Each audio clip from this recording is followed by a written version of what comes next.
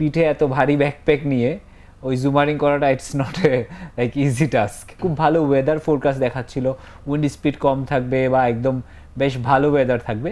আমি সুযোগটা মিস করতে চাইনি। দারুণ একটা অনুভূতি। আমি অনেক দিন ধরেই আসলে প্ল্যান করছিলাম যাতে এরকম একটা টেকনিক্যাল চূড়ায় আমি পৌঁছাতে পারি। তো সেই লক্ষ্যটা পূরণ হয়েছে, এই জন্য আসলে খুবই আনন্দিত। আর এই ধরনের চূড়া আসলে আমাদের দেশ থেকে আগে অ্যাটেম্প্ট হয়েছে আমাদাবলামে, কিন্তু এর আগ পর্যন্ত আসলে কেউ চূড়ায় পৌঁছাতে পারেনি। তো সেদিক থেকেও এটা একটা অসাধারণ আনন্দের অনুভূতি। এই বছর আমাদাবলাম যাওয়ার কথা ছিল না, আমি অন্য একটা মাউন্টেনের জন্য প্ল্যান করছিলাম, সেটা ইন্ডিয়ান হিমালয়াতে মাউন্ট নুন বলা হয়, এটা ৭১৩৫ মিটারের পিক। তো নানান ব্যুরোক্রেটিক ঝামেলায় সেটা আসলে আমার যাওয়া হয়ে ওঠেনি। এরপরে আসলে আমি খোঁজ করছিলাম যে এমন একটা পাহাড়ে যাওয়া যেখানে আসলে আমি পাহাড়টাতেই ফোকাস করতে পারি, নানান যেসব ব্যুরোক্রেটিক ঝামেলা সেগুলোর মধ্য দিয়ে আমাকে যাতে খুব বেশি যেতে না হয়। আমাদের বললাম অনেকদিন ধরে আমার খুব পছন্দের একটা শৃঙ্গ, অনেকেরই খুব পছন্দের শৃঙ্গ, এবং এটাকে বলা হয় যে দ্য মাউন্টেনিয়ার্স মাউন্টেন আর কি অ্যাকচুয়ালি। তো পরে চিন্তা করলাম যে না, হোয়াই নট এটা। আমি যেহেতু আসলে খুব ভালো প্রিপারেশন নিচ্ছিলাম ৭,০০০ মিটারের ওই পর্বতটার জন্য। তো আমি বেসিক্যালি বাংলাদেশ থেকে যাত্রা শুরু করি গত ৯ অক্টোবর, আর আমি ট্র্যাক শুরু করি বেসিক্যালি ১২ তারিখ। যদিও আমাদের ফ্লাইটে লুকলা পর্যন্ত একটা এয়ারপোর্ট আছে লুকলা, ওখানে ফ্লাইটে যাওয়া যায়। আনলাকিলি ওই সময় ওয়েদার খুবই খারাপ ছিল নেপালের, ওই জন্য আমাদেরকে জিপ নিতে হয়, এবং জিপের পরে আমাদের এক্সট্রা একদিন হাঁটতেও হয় আসলে ওই জায়গাটায় পৌঁছাতে। তো এই করে আমি আসলে বেস ক্যাম্পে পৌঁছাই গত ১৯ অক্টোবর। আর এরপরে ধীরে ধীরে আমি শরীরকে উচ্চতার সাথে খাপ খাইয়ে নেই। ক্যাম্প 1-এ যাই হচ্ছে ২১শে অক্টোবর, সেটা ৫,৫০০ মিটার উচ্চতায় অবস্থিত। বেস ক্যাম্পের উচ্চতা ৪,৬০০ মিটার।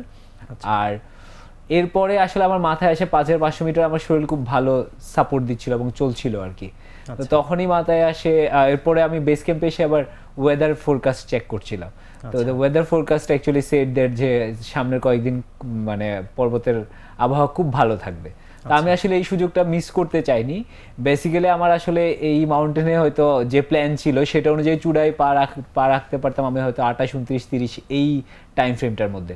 কিন্তু যেহেতু ওই সময় আসলে খুব ভালো ওয়েদার ফোরকাস্ট দেখাচ্ছিল, উইন্ড স্পিড কম থাকবে বা একদম বেশ ভালো ওয়েদার থাকবে, আমি সুযোগটা মিস করতে চাইনি।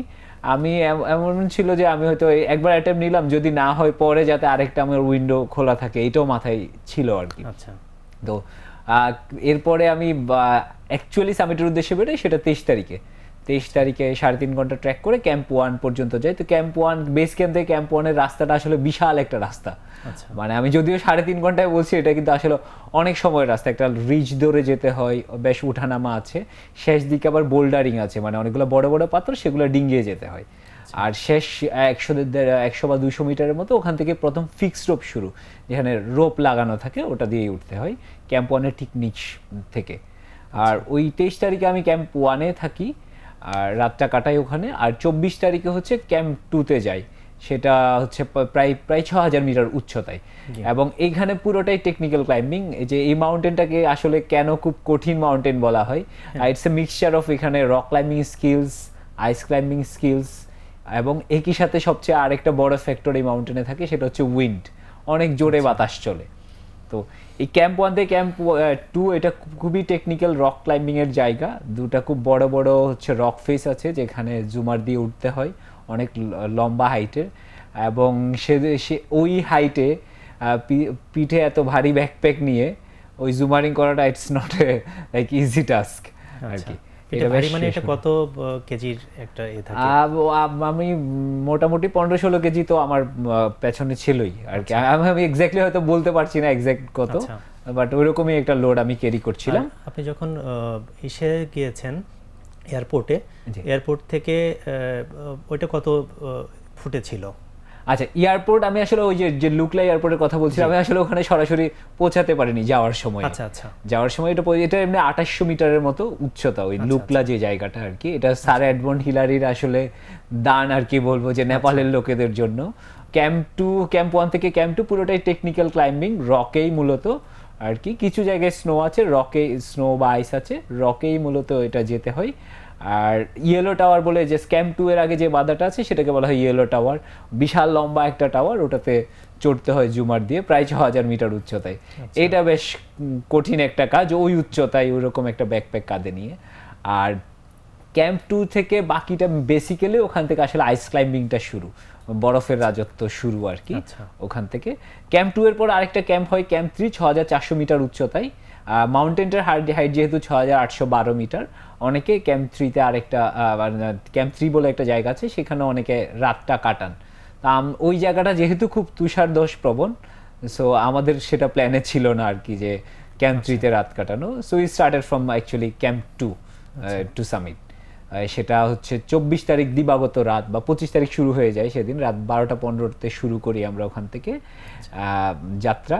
এবং এটা পুরোটা আইস ক্লাইম্বিং উইথ ক্রাম্পন্স সেটা ইউজ করে এবং আদার টেকনিক্যাল ইকুইপমেন্ট নিয়ে। ওখানে যদিও ফিক্সড রোপ আছে, ফিক্সড রোপে চলতে হয়। এবং যেহেতু যে সময়তে যাত্রা শুরু করে ওই রাতের বেলা হিমালয়ে তো আসলে তাপমাত্রাটা অনেক কমে যায়, তো ওই সময় আসলে মাইনাসের অনেক নিচের তাপমাত্রা ওই ক্ষেত্রে শুরু করতে হয় হেডলাইটের আলোতে আর কি। আর এরপরে হচ্ছে অনেকগুলো বাধা, মাশরুম ব্রিজ বলে একটা জায়গা আছে। এবং ক্যাম্প 3 পর থেকে পুরোটা আসলে ভার্টিক্যাল একটা ক্লাইম্ব, একদম হচ্ছে চড়াই বা স্লোপি একটা জায়গা, যেখানে আমাকে ফ্রন্ট পয়েন্টিং বলে মাউন্টেনিয়ারিং এর একটা স্কিল আছে, যে কাঁটাযুক্ত যে স্পাইকগুলো আছে সেটা দিয়ে আসলে বরফে আঘাত করে করে উঠতে হয় আর কি। তো এইটাও খুবই ওই হাইটে আসলে খুবই এক্সস্টিং একটা কাজ আর কি। তো এত সবকিছু পেরিয়ে আমি লাকিলি হচ্ছে নেপালের স্থানীয় সময় 25 অক্টোবর সকাল 9টা 3 মিনিটে হচ্ছে আমি আসলে চূড়ায় পৌঁছাই আর কি। আচ্ছা।